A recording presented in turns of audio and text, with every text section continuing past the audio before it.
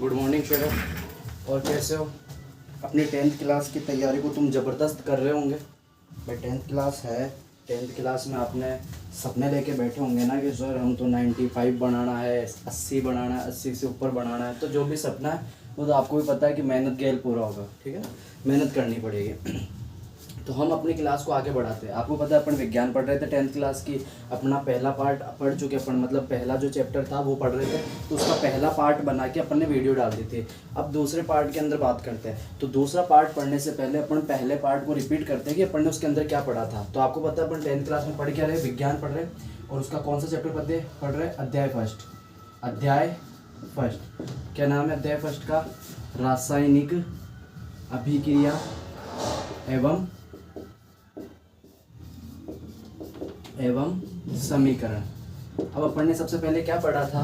तो अपन ने सबसे पहले किसके बारे में क्लियर किया था सर? रासायनिक अभिक्रिया। सबसे पहले किसके बारे में क्लियर किया था कि रासायनिक अभिक्रिया क्या होती है। अरे ये देखा था शेरो कि रासायनिक अभिक्रिया क्या होती है। तो अपन ने पढ़ा था, मैंने आपको कहा था दूध से दही का बनना ध्यान रखोगे कि वह प्रक्रम जिसमें नया पदार्थ नए गुणधर्मों के साथ मिलता हो क्या कहलाएगी? रासायनिक अभिक्रिया कहलाएगी। फिर मैंने आपको कहा था रासायनिक अभिक्रिया के दो भाई पढ़ेंगे अपन, दो संतान है इसकी। एक तो कौन हो जाएगी?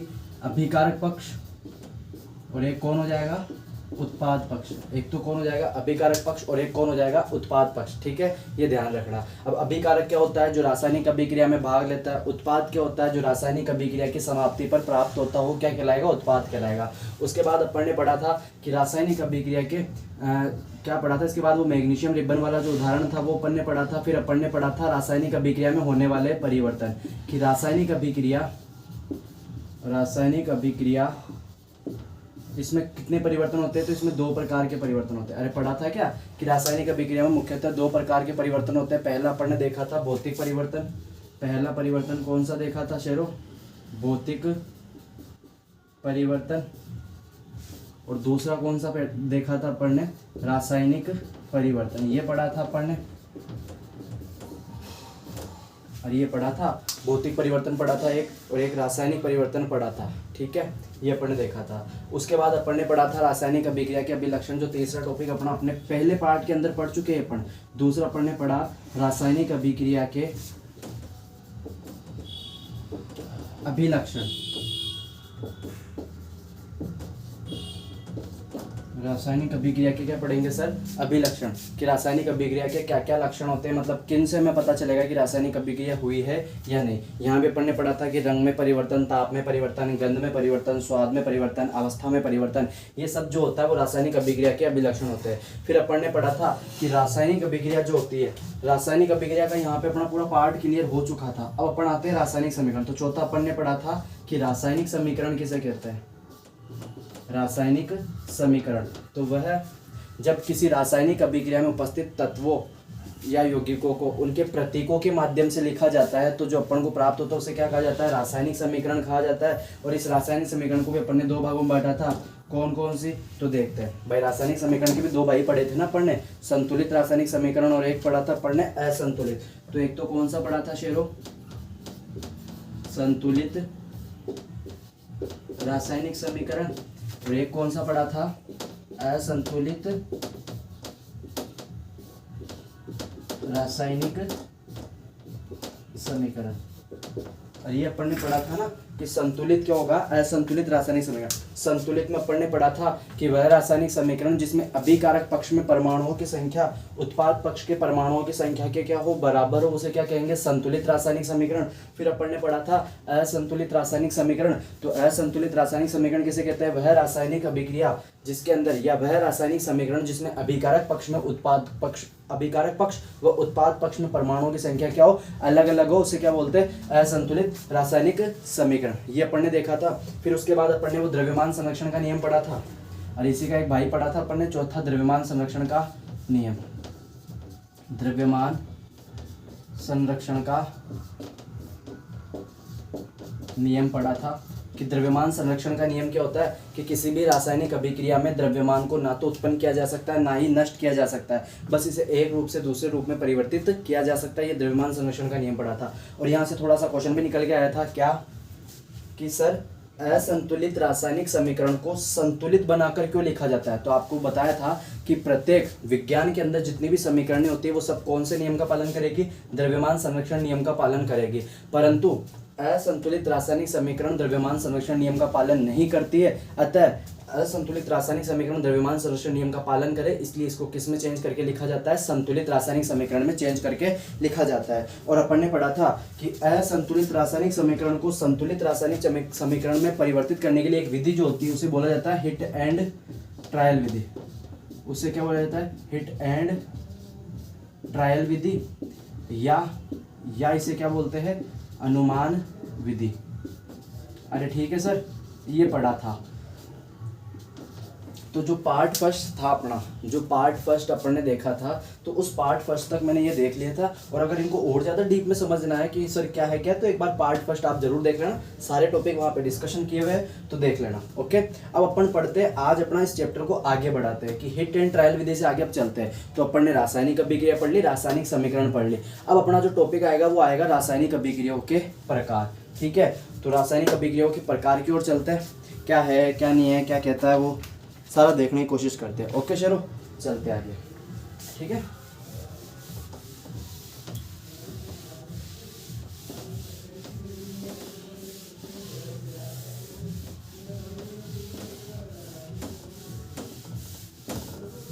ओके ठीक है, देखते हैं।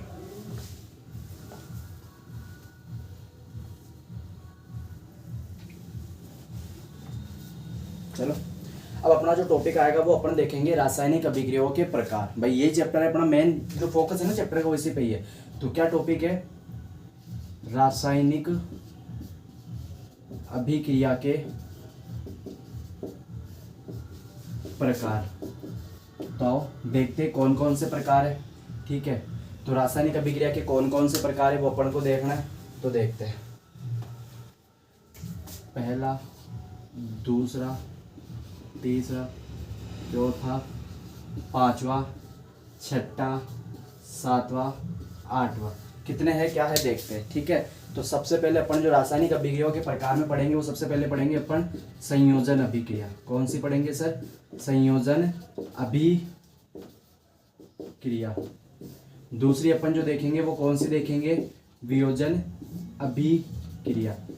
ठीक है, ये ध्यान रखना। और ये भी ध्यान रखना कि संयोजन और वियोजन दोनों एक जैसी है। संयोजन और वियोजन आराम से एक साथ पढ़ने में बड़ी आसान से। ठीक है, ये मतलब इनका जोड़ा ध्यान रखना। उसके बाद अपन पढ़ेंगे ऊष्माक्षेपी अभिक्रिया, और एक आ जाएगी इसी की बहन ऊष्माशोषी अभिक्रिया। ऊष्माशोषी अभिक्रिया, ये दोनों भी बहनें हैं, साथ ही पढ़ेंगे इनको भी। फिर उसके बाद अपन पढ़ेंगे विस्थापन अभिक्रिया। विस्थापन अभिक्रिया।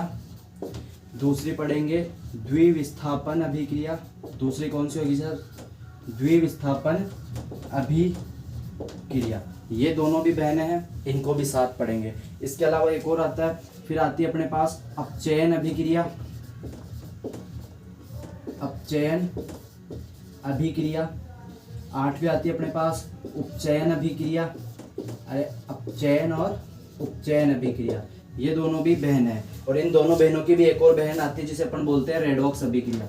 दूसरी एक और आती है जो इनकी बहन होती है, उसको भी अपन क्या बोलेंगे? रेडॉक्स अभिक्रिया। तो 9 अभिक्रिया अपन को पढ़नी है। ठीक है ना, और रेडॉक्स अभिक्रिया के बाद अपन संचारण और विकेंद्रीयता पढ़कर इस चैप्टर को कंप्लीट कर देंगे। तो अब अपना जो लास्ट पार्ट है वो है कि अपन को रासायनिक अभिक्रियाओं के प्रकार पढ़ना है कि रासायनिक अभिक्रियाओं के कितने प्रकार होते हैं। तो सबसे पहला संयोजन और वियोजन, दोनों बहन भाई है, साथ पढ़ना है। ऊष्माक्षेपी ऊष्माशोषी, दोनों बहन भाई है, साथ पढ़ेंगे। द्विविस्थापन और विस्थापन, दोनों बहनें हैं, साथ पढ़ेंगे। अपचयन उपचयन और रेडॉक्स, दोनों तीनों बहनें हैं, साथ में पढ़ेंगे। अरे ठीक है चलो, तो आओ देखते हैं संयोजन अभिक्रिया क्या कहती है।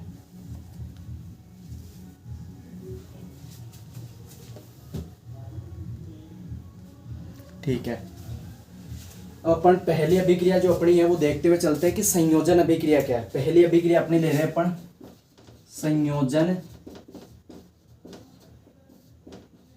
अभिक्रिया। अब देखो, साइंस बड़ी आसान है अगर आप इनमें शब्दों को पकड़ना सीख गए। कि कौन सा शब्द क्या कहना चाहता है। यहाँ पे ना किसी भी शब्द की है ना, ऐसा नहीं है कि उसकी अलग ही डेफिनेशन निकल के आएगी। जो शब्द है उसी में से उसकी डेफिनेशन निकल के आएगी। तो आपको बस शब्द पकड़ना सीखना है कि ये शब्द क्या कहना चाहता है, डेफिनेशन अपने आप बन जाएगी। ठीक है, तो संयोजन, संयोजन का मतलब क्या होता है, शाब्दिक अर्थ अगर इसका देखा जाए तो क्या होगा, जुड़ना।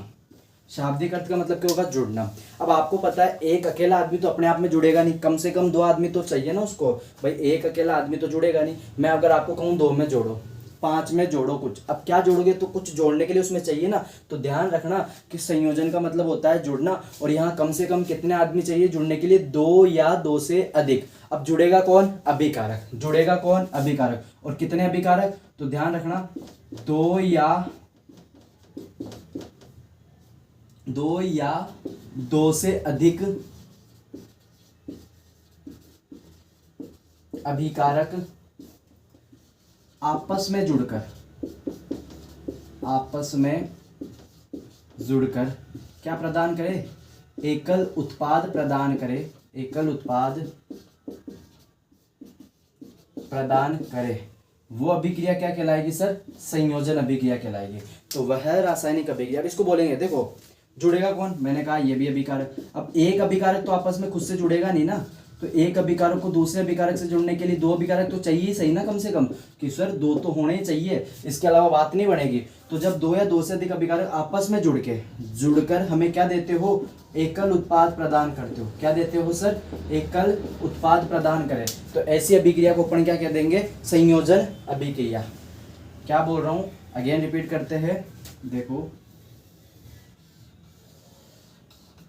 अभिकारक, 2 या 2 से अधिक अभिकारक आपस में जुड़कर हमें क्या देते हो, एकल उत्पाद। सर जोड़ क्यों रहे हो, भाई संयोजन का मतलब क्या होता है, जुड़ना। जुड़ेगा कौन, तो अभिकारक। तो जब 2 या 2 से अधिक अभिकारक आपस में जुड़कर हमें क्या प्रदान करें, एकल उत्पाद प्रदान करें।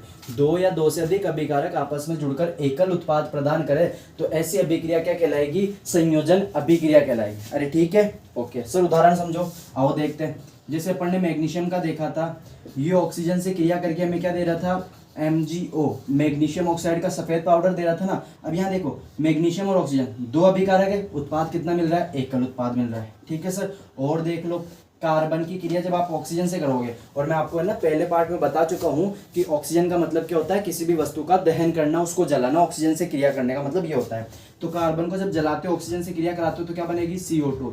2 अभिकारक है, एकल उत्पाद दिया। तो ये जो उदाहरण है ये सब किसके अंदर आते हैं, संयोजन अभिक्रिया के अंदर उदाहरण आते हैं।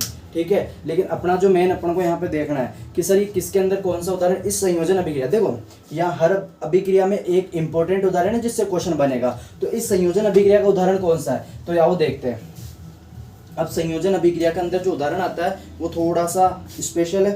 आओ, जो इंपॉर्टेंट उदाहरण है, तो आपने कभी कली ली है, कली सी, कैल्शियम जानते हो ना, कली, 1 मिनट सर, ठीक है, कैल्शियम ऑक्साइड, कली जानते हो, CaO, कली। कली नहीं जानते सर, हम सफेदी जानते हो, दीवारों पे पोतने के लिए काम में लेते हैं अपन, दिवाली के टाइम पे आती है। ठीक है, बाहर बेचने वाले आते हैं, आप डले लेके आते हो, पानी में भिगोते हो, फिर उसका यूज़ करते हो कली करने के लिए या घर की रंगाई पुताई में। तो उसी की बात कर रहे हैं, वो कैसे बनता है। ये फॉर्मूला है कैल्शियम ऑक्साइड का। ये किसका फॉर्मूला है सर, कैल्शियम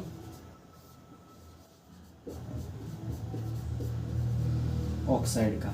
कैल्शियम ऑक्साइड की क्रिया जब आप किससे कराते हो, जल से कराते हो, H2O से। आप जो वो कली का डड़ा खरीद के लाते हो, कली बोलते, देखो उसको, हम राजस्थान से बिलोंग करते हो तो उसे कली बोलते हैं। ठीक है, अब कली या इसको आप सफ़ेदी या चूना पत्थर भी बोल सकते हो। ठीक है ना, इसको कली चूना पत्थर भी आप बोल सकते हो। जब आप इसकी क्रिया जल से कराते हो, H2O का मतलब जल ही होता है शेरों।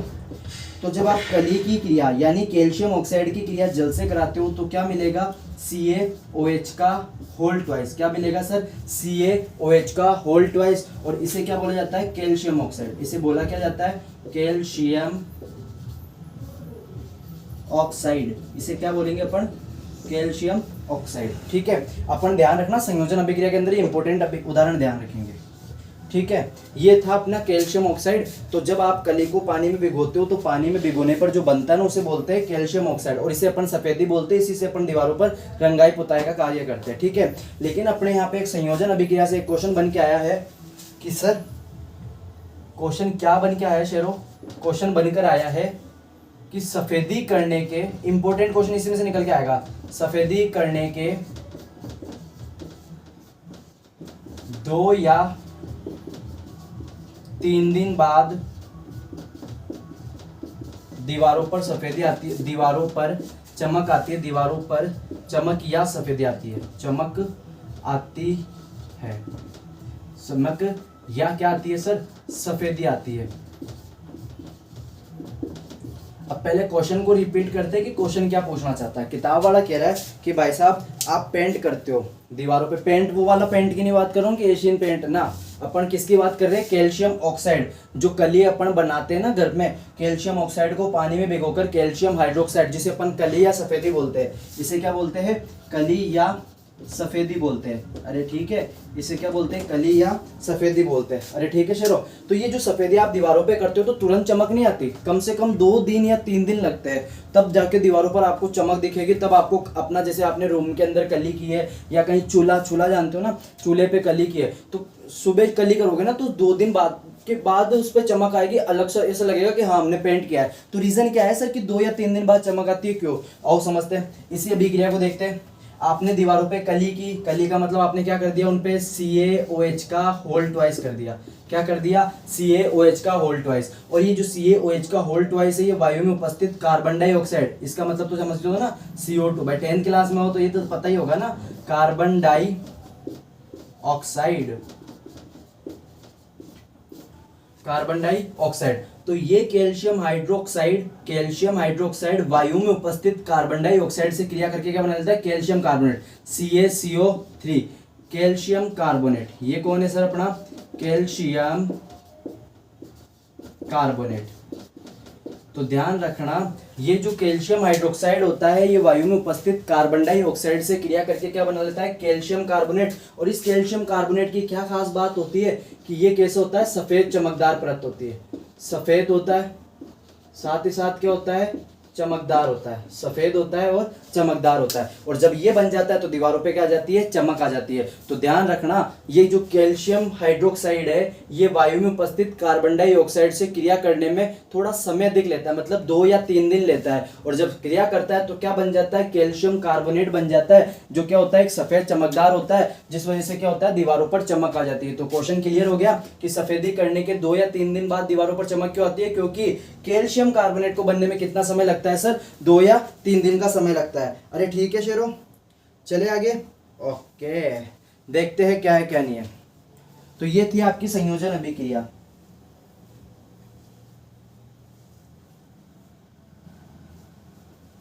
ठीक है, तो ये थी आपकी संयोजन अभिक्रिया और इसमें से उत्पन्न उदाहरण।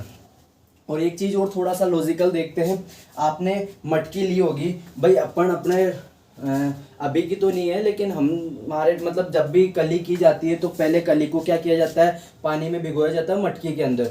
तो वो जो पानी के अंदर आप इस कली को डालते हो, ये जो आप चूना टुकड़ा लेते हो, चूने का टुकड़ा, जब आप इसको पानी में डालते हो तो देखना कि पानी जो है ना वो उबलने लग जाता है। क्यों, तो यहाँ पे ध्यान रखना कि कली को, मतलब जो चूना पत्थर है उसको पानी में डालते हैं तो कैल्शियम हाइड्रोक्साइड तो बनता है, लेकिन साथ में उष्मा भी बनती है, तो इसे एक उष्मा क्षेपीय अभिक्रिया भी कहेंगे। तो क्या है वो सब भी देखेंगे, ठीक है ना, वो यहाँ पे पढ़ लेंगे, बेटर अलग से ही पढ़ लेंगे इसको। तो आप ये ध्यान रखना, संयोजन अभिक्रिया के अंदर, संयोजन अभिक्रिया किसे कहेंगे, जब 2 या 2 से अधिक अभिकारक, सर समझ नहीं आए और बेटर समझ लो A + B जुड़कर हमें क्या दे देगा, AP। 2 या 2 से अधिक अभिकारक थे, जुड़कर क्या प्रदान कर दिया, एकल उत्पाद। तो संयोजन अभिक्रिया किसे कहेंगे, वह रासायनिक अभिक्रिया जिसमें 2 या 2 से अधिक अभिकारक जुड़कर एकल उत्पाद प्रदान करे, क्या कहलाएगी, संयोजन अभिक्रिया। और संयोजन अभिक्रिया के अंदर 2-3 उदाहरण ध्यान रखना है कि जो मैग्नीशियम होता है वो ऑक्सीजन के साथ क्रिया मैग्नीशियम ऑक्साइड दे रहा है, कार्बन ऑक्सीजन के साथ क्रिया करके कार्बन डाइऑक्साइड। तो देखो 2 अभिकारक है, एकल उत्पाद दिया, तो कौन सी अभिक्रिया हो जाएगी, संयोजन अभिक्रिया। फिर उसकी बात करते हैं, देखो हर अभिक्रिया के अंदर इंपॉर्टेंट एक एग्जांपल है, तो वो ध्यान रखना है। यहाँ पे एग्जांपल था कैल्शियम ऑक्साइड वाला, तो CaO कैल्शियम ऑक्साइड, तो जो चूना पत्थर होता है ना उसका फॉर्मूला होता है। जब आप इसकी क्रिया जल से कराते हो तो आपको मिलता है CaOH का होल ट्वाइस, कैल्शियम हाइड्रोक्साइड, जिसे अपन सफेदी बोलते हैं। और जब सफेदी अपन दीवारों पर करते हैं तो चमक आने में 2 या 3 दिन लगते हैं। क्यों, क्योंकि सर जो कैल्शियम हाइड्रोक्साइड होता है वो वायु में उपस्थित कार्बन डाइऑक्साइड से क्रिया करके क्या बनाता है, कैल्शियम कार्बोनेट बना लेता है, जो कि एक सफेद और चमकदार परत होती है, जिस वजह से दीवारों पर पेंट आ जाता है। और इसमें 2 या 3 दिन इसलिए लगते हैं क्योंकि कैल्शियम हाइड्रोक्साइड कार्बन डाइऑक्साइड से अभिक्रिया तो करता है पर धीमी अभिक्रिया करता है, इसलिए इसको थोड़ा सा क्या लग जाता है सर, समय लग जाता है। अरे ठीक है सर। तो ये था अपना कौन सा अभिक्रिया का प्रक्रम देखा अपन ने, सबसे पहले संयोजन जो अभिक्रिया थी ना उसका देखा अपन ने। अरे ठीक है, अब संयोजन के जस्ट बाद में कौन आएगी, वियोजन। तो जिसको स्क्रीनशॉट लेना एक बार ले लो, ठीक है।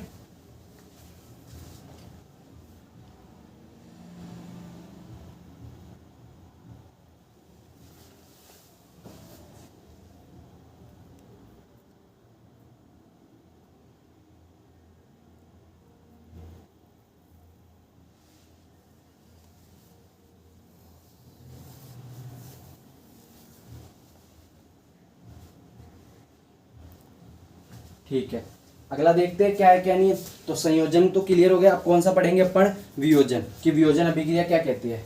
ठीक है, देखते हैं।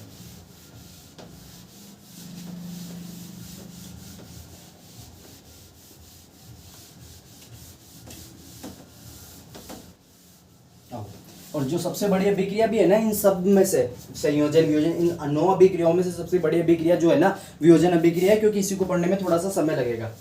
ठीक है सर। तो अपन अब दूसरी देख रहे हैं यहाँ पे, दूसरी कौन सी देख रहे हैं अपन, वियोजन अभिक्रिया।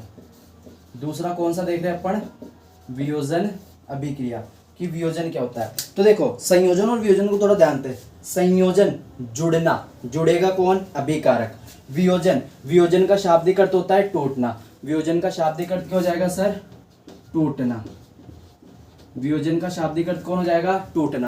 अब टूटेगा कौन, तो जो जुड़ा था वही तो टूटेगा। संयोजन में जुड़ा कौन था, अभिकारक, तो टूटेगा भी कौन, अभिकारक। अब दो वस्तुएं तो आपस में टूटेगी नहीं, एक अकेला आदमी तो होता है वही तो टूटता है। अरे भाई सही बनाना भी नहीं आ रहा हमको, तो ये एक होता है तभी तो टूटता है ना। ठीक है, अब क्या है क्या नहीं है वो समझ गए होंगे। तो ध्यान रखना, वियोजन अभिक्रिया के अंदर आदमी कितना रहेगा, एकल अभिकारक। कितना रहेगा, एकल अभिकारक। और जब एकल अभिकारक आपस में टूटेगा, एक जब वो टुकड़ा आपस में टूटेगा तो हमें 2 या 2 से अधिक क्या मिल जाएंगे, उत्पाद मिल जाएंगे। ठीक है ना। तो यहाँ पे छोटे छोटे उत्पाद मिल जाएंगे, 2 या 2 से अधिक उत्पाद, 2 या 2 से अधिक छोटे उत्पाद मिल जाएंगे। क्या मिल जाएंगे सर, छोटे उत्पाद प्राप्त हो जाएंगे। ठीक है। तो वियोजन अभिक्रिया किसे कह देंगे, वह रासायनिक अभिक्रिया, ठीक है ना, वह रासायनिक अभिक्रिया जिसमें एकल अभिकारक टूटकर 2 या 2 से अधिक छोटे उत्पाद प्रदान करे, क्या कहलाएगी, वियोजन अभिक्रिया कहलाएगी। लिख देते हैं, वह रासायनिक अभिक्रिया जिसमें एकल अभिकारक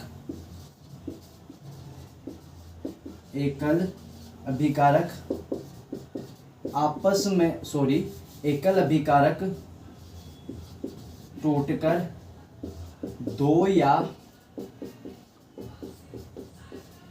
2 या 2 से अधिक छोटे उत्पाद प्रदान करे, वो क्या कहलाएगी सर, वियोजन अभिक्रिया कहलाएगी। सर और बेटर समझाओ, आओ देखते हैं। मैंने कहा आपने ए बी लिया, मतलब एक यौगिक ए बी, ये टूट रहा है, एकल अभिकारक ये टूटकर हमें क्या दे रहा है, ए प्लस बी, यौगिक तत्वों के अंदर टूट गया। तो यहाँ पे ध्यान रखना कि एकल अभिकारक टूटकर हमें क्या दे रहा है, एकल अभिकारक टूटकर हमें क्या दे रहा है, 2 या 2 से अधिक उत्पाद प्रदान कर रहा है। तो ये कौन सी अभिक्रिया हो जाएगी सर, वियोजन अभिक्रिया हो जाएगी। अरे क्लियर है सर, ठीक है।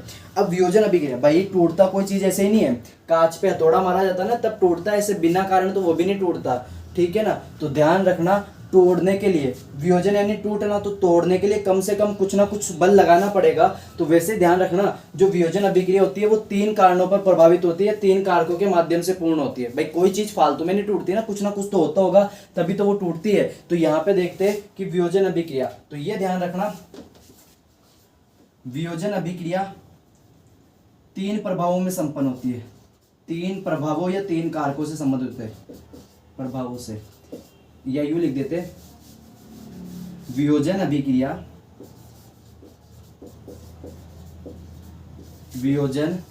अभिक्रिया प्रकाश, यानी जो डालते हो ना, प्रकाश, ताप व विद्युत के प्रभाव में संपन्न होती है। विद्युत के प्रभाव में संपन्न होती है।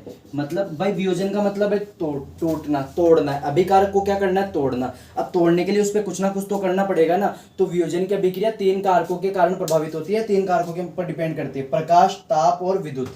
ठीक है। अब आता है इसी वियोजन अभिक्रिया को तीन भागों में बांट दिया गया है। कितने अभिक्रियाओं में? तीन अभिक्रियाओं में। ठीक है, देखते हैं।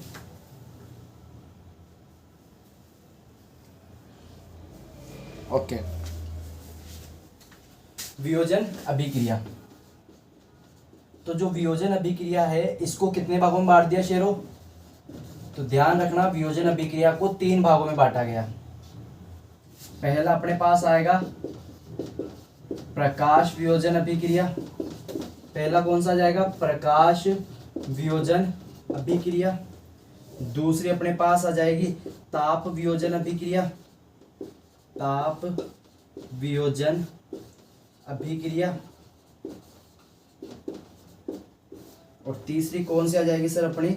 विद्युत वियोजन अभिक्रिया। तीसरी कौन सी आ जाएगी शेरों? विद्युत वियोजन अभिक्रिया। अब प्रकाश वियोजन अभिक्रिया क्या होगी, विद्युत वियोजन अभिक्रिया क्या होगी, ताप वियोजन अभिक्रिया क्या होगी, तो देखते हैं। ठीक है। और एक अब प्रकाश वियोजन अभिक्रिया, तो वह वियोजन अभिक्रिया जो प्रकाश के प्रभाव में संपन्न होती है। क्या? वह वियोजन अभिक्रिया जो प्रकाश के प्रभाव में संपन्न होती है क्या कहलाएगी? प्रकाश वियोजन अभिक्रिया। ठीक है। तो यहाँ पे से वो इनडायरेक्टली देख लेते हैं। ए बी है, टूटेगा किसमें भाई? वियोजन का मतलब है तो ए प्लस बी में टूटेगा, लेकिन किसके प्रभाव में? प्रकाश के प्रभाव में। तो वह वियोजन अभिक्रिया जो प्रकाश के प्रभाव में संपन्न होती है क्या कहलाएगी? प्रकाश वियोजन अभिक्रिया। ताप वियोजन अभिक्रिया, और जो ताप वियोजन अभिक्रिया इसी को ऊष्मीय वियोजन अभिक्रिया भी कहा जाता है। ये ध्यान रखना, ताप वियोजन अभिक्रिया को क्या कहा जाता है? ऊष्मीय वियोजन अभिक्रिया भी कहा जाता है। ऊष्मीय वियोजन अभिक्रिया। ठीक है सर। अब ऊष्मीय वियोजन अभिक्रिया क्या हो जाएगी, या ताप वियोजन अभिक्रिया क्या हो जाएगी? तो वह वियोजन अभिक्रिया जो ताप के प्रभाव में संपन्न होती हो, मतलब जिसमें अभिकारक को तोड़ने के लिए तापमान की आवश्यकता होती है, वो क्या कहलाएगी? ताप वियोजन अभिक्रिया। जैसे सर ए बी अभिकारक है, एकल अभिकारक, ये टूट रहा है ए प्लस बी, अलग अलग यौगिकों में, लेकिन किसकी उपस्थिति में? ताप या ऊष्मा की उपस्थिति में। ताप या ऊष्मा की उपस्थिति में। तो ऐसी वियोजन अभिक्रिया अपनी क्या कहलाएगी? तापीय वियोजन अभिक्रिया। तो वह वियोजन अभिक्रिया जो ताप के प्रभाव में संपन्न होती है, तापीय वियोजन अभिक्रिया कहलाएगी। और फिर आता है विद्युत वियोजन अभिक्रिया, किसे कहेंगे? विद्युत वियोजन अभिक्रिया। तो यहाँ भी देखो, ए बी एकल अभिकारक है, टूट किस में रहा है? ए प्लस बी में, लेकिन किसकी उपस्थिति में? विद्युत की उपस्थिति में। विद्युत जो अपन करंट आता है ना उसकी बात करें। ठीक है, विद्युत की उपस्थिति में। तो वह वियोजन अभिक्रिया जो किसके प्रभाव में संपन्न होती हो? विद्युत के प्रभाव में संपन्न होती हो, क्या कहलाएगी? विद्युत वियोजन अभिक्रिया कहलाएगी। तो ये तीनों अभिक्रिया पढ़नी है अपन को, प्रकाश वियोजन। अब प्रकाश वियोजन, ताप वियोजन और विद्युत वियोजन, इसमें से भी इंपॉर्टेंट कौन है? विद्युत वियोजन अभिक्रिया है। अब मैंने आपको पहले कहा था कि हर अभिक्रिया अपना एक एक उदाहरण रखती है जिसमें से क्वेश्चन पूछा जाता है, एग्जाम्पल में से क्वेश्चन पूछा जा सकता है। ठीक है। तो यहाँ पे प्रकाश वियोजन अभिक्रिया क्या होती है, इसकी भी समीकरण पढ़ेंगे। ताप वियोजन अभिक्रिया क्या होती है, इसकी भी समीकरण पढ़ेंगे। और एक होता है अपने पास विद्युत वियोजन अभिक्रिया, तो इसको भी पढ़ेंगे। और ये थोड़ा सा टॉपिक है बढ़िया, ठीक है ना। और ये शायद जो विद्युत वियोजन अभिक्रिया होगा ये आपका विज्ञान का पहले चैप्टर का, मतलब आपकी पूरी 10th क्लास का पहला प्रयोग भी यही होगा, विद्युत वियोजन अभिक्रिया वाला। ठीक है सर। अब अपन जो सबसे पहले देखेंगे वो कौन सा देखेंगे अपन? तो अपने पास कौन सा है? प्रकाश वियोजन अभिक्रिया। कि प्रकाश वियोजन अभिक्रिया का एक उदाहरण बताओ सर, आओ।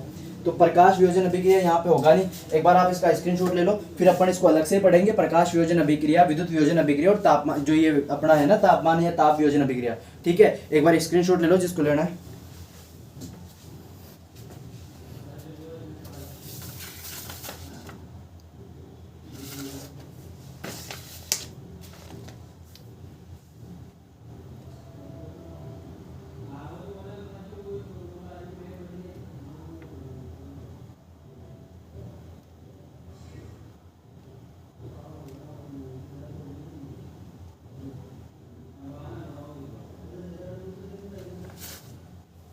चलो देखते तो अपन ने देखो वियोजन अभिक्रिया समझ में आ गई ना, कि वह रासायनिक अभिक्रिया जिसमें एकल अभिकारक टूटकर दो या दो से अधिक छोटे उत्पाद प्रदान करे क्या कहलाएगी, वियोजन अभिक्रिया कहलाएगी। ठीक है, वियोजन अभिक्रिया प्रकाश, तापमान और विद्युत के प्रभाव में संपन्न होती है, और जो वियोजन अभिक्रिया प्रकाश के प्रभाव में संपन्न होगी उसे प्रकाश वियोजन अभिक्रिया कहा जाएगा, और जो वियोजन अभिक्रिया तापमान या ऊष्मा के प्रभाव में संपन्न होगी उसे ताप वियोजन अभिक्रिया कहा जाएगा, और जो वियोजन अभिक्रिया विद्युत के प्रभाव में संपन्न होगी उसे क्या कहा जाएगा, विद्युत वियोजन अभिक्रिया। ठीक है सर, ये ध्यान रखना। ओके, अब अपन अलग से पढ़ेंगे कि प्रकाश वियोजन अभिक्रिया क्या है। ठीक है, चले आगे।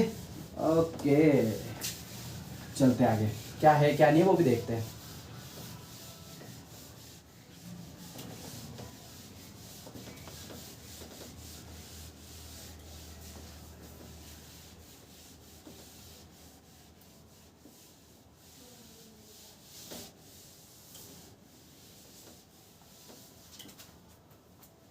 चलो देखते हैं कि अपना क्या है क्या नहीं है। ठीक है, अपन सबसे पहले जो पढ़ रहे थे, देखो अगेन रिपीट कर देता हूँ।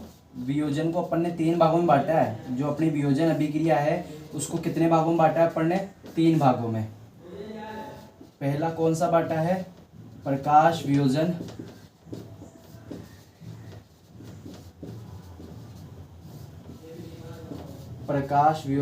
अभिक्रिया। तो वह वियोजन अभिक्रिया जो प्रकाश के प्रभाव में संपन्न होती है उसे अपने क्या बोला था, प्रकाश वियोजन अभिक्रिया। जो किसके प्रभाव में संपन्न होती है, प्रकाश के प्रभाव में। ठीक है, तो यहाँ पे उदाहरण के लिए देखते हैं। मैं पहले समीकरण लिख देता हूँ, डेफिनेशन, कि वह वियोजन अभिक्रिया जो प्रकाश के प्रभाव में संपन्न होती है या प्रकाश की उपस्थिति में संपन्न होती है। ठीक है, संपन्न या पूर्ण होती है, क्या कहलाएगी सर, प्रकाश वियोजन अभिक्रिया कहते हैं। उदाहरण के लिए ध्यान रखना, ए बी जो है वो किस में हो जाएगा सर, ए प्लस बी में, लेकिन किसकी उपस्थिति में, प्रकाश की उपस्थिति में। तो ये कहलाएगी अपनी प्रकाश वियोजन अभिक्रिया। लेकिन अपने यहाँ इस अभिक्रिया के अंदर अपन को ध्यान रखना, उदाहरण बहुत ध्यान रखना है। उदाहरण का क्या रखना है, बिल्कुल कतई ध्यान रखना पड़ेगा। आप उदाहरणों में गलती कर जाओगे ना तो दिक्कत हो जाएगी। ठीक है, आओ पढ़ते हैं। तो इसमें एक सबसे पहला एग्जाम्पल आता है FeSO4, फेरस सल्फेट। जब आप इसको प्रकाश में रखते हो तो ये किस में टूटता है, Fe2O3 plus SO2 plus SO3। ठीक है, तो जब आप इसको प्रकाश की उपस्थिति में रखते हो, अरे सॉरी, हाँ ये तापीय वियोजन अभिक्रिया के उदाहरण लिखा दिए सर मैंने आपको। ठीक है ना, तापीय वियोजन अभिक्रिया। तो अपन जो पहली अभिक्रिया है ना वो तापीय वियोजन को ही देख लेते हैं। ये थोड़ा सा ना, सॉरी, तापीय वियोजन अभिक्रिया। तो वह वियोजन अभिक्रिया जो ताप के प्रभाव में संपन्न होती है। ठीक है, किसकी उपस्थिति में सर, ताप की उपस्थिति में। ठीक है, तो जब फेरस सल्फेट होता है, इसको अगर आप गर्म करते हो तो ये Fe2O3 plus SO2 plus SO3 में टूट जाता है। अब ये FeSO4 क्या नाम लिख देते पूरा, फेरस सल्फेट। इसका नाम क्या है सर, फेरस सल्फेट। ठीक है, इधर क्या बनेगा, फेरिक ऑक्साइड। इसका नाम हो जाएगा सर फेरिक ऑक्साइड। आके शेरो, इसका नाम हो जाएगा सर फेरिक ऑक्साइड। और ये हो जाएगा सल्फर डाइऑक्साइड। ये कौन हो जाएगा, सल्फर डाई। SO2 का मतलब होता है सल्फर डाई ऑक्साइड, और SO3 का मतलब क्या हो जाएगा, sulphur try oxide. Sulphur try oxide. अरे ठीक है सर, और ये ध्यान रखना जो SO2 और SO3 होता है, SO2 और SO3 होता है, इन दोनों गैसों को सम्मिलित रूप से तीखी गंध की गैसें कहा जाता है। इनको तीखी गंध वाली गैसें भी कहा जाता है। इनको क्या कहा जाता है सर, तीखी गंध वाली गैसें भी कहा जाता है। ठीक है, और ये ध्यान रखना। अब होता क्या है, तो जो फेरस सल्फेट कौन से रंग का होता है, हरे रंग का। इसका रंग कैसा होता है, हरा रंग होता है। ये हरा रंग किस में चेंज हो जाएगा, भूरे रंग में या भूरा रंग हो जाता है। ठीक है, तो ये ध्यान रखना कि FeSO4 को जब आप गर्म करते हो तो उसका हरा रंग भूरे रंग में चेंज हो जाता है। क्यों? तो क्या लिखोगे कि सर जब FeSO4 को गर्म करते हैं तो क्या बन जाता है, Fe2O3 बन जाता है, फेरिक ऑक्साइड बन जाता है, और फेरिक ऑक्साइड का रंग भूरा होता है, इसलिए जो हरा रंग होता है वो किस में चेंज हो जाता है, विलयन का हरा रंग किस में चेंज हो जाएगा, भूरे रंग में चेंज हो जाएगा। और साथ में SO2 और SO3 बनती है, जिन्हें क्या कहा जाता है सर, तीखी गंध वाली गैस से कहा जाता है। अरे ठीक है सर, तो ये ध्यान रखना, इन्हें क्या कहा जाएगा, तीखी गंध वाली गैस है। ओके शेरों, फिर अगला अपने पास आता है, तो देखो अपन वियोजन अभिक्रिया तक ही पढ़ते हैं इसको, तापीय वियोजन अभिक्रिया। ठीक है, वीडियो जो है ना वो थोड़ा ज्यादा लंबा हो जाएगा, और ये ध्यान रखना अपन पूरा डीप में से पढ़ रहे हैं। ठीक है ना, यूं नहीं कि एक ही क्लास में पूरा चैप्टर कंप्लीट कर लिया। एक चैप्टर कंप्लीट करने के लिए अगर अपन को 5 क्लासें या 4 क्लासें 6 क्लासें भी लेनी पड़ जाए तो कोई दिक्कत नहीं, पर चैप्टर कंप्लीट हो जाएगा। ठीक है, और पूरा डीप में पढ़ेंगे, आपको कहीं से पढ़ने की जरूरत नहीं है। यहाँ पे पढ़ रहे हो नोट्स या तो आप बना लो, और अगर आप नहीं बना सकते हो तो आप मेरे को कमेंट कर सकते हो, ताकि या मैं अभी इंस्टाग्राम आईडी अटैच कर दूंगा इसके साथ, तो आप उस पर मेरे को मैसेज कर सकते हो। मैं आपको क्या कर सकता हूँ, जो भी ये रिटर्न नोट्स है हमारे वो मैं आपको अवेलेबल करवा दूंगा, वरना अगर आप चाहो ना तो आपके साथ भी बना सकते हो, कोई दिक्कत है नहीं। ठीक है, ओके। और ये जो वियोजन अभिक्रिया का अपना बचा हुआ है वो थोड़ा बाद में पढ़ेंगे, क्योंकि अभी वीडियो हो जाएगा ज़्यादा लंबा हो जाएगा, टाइम भी हो गया। ओके शेरो, ठीक है।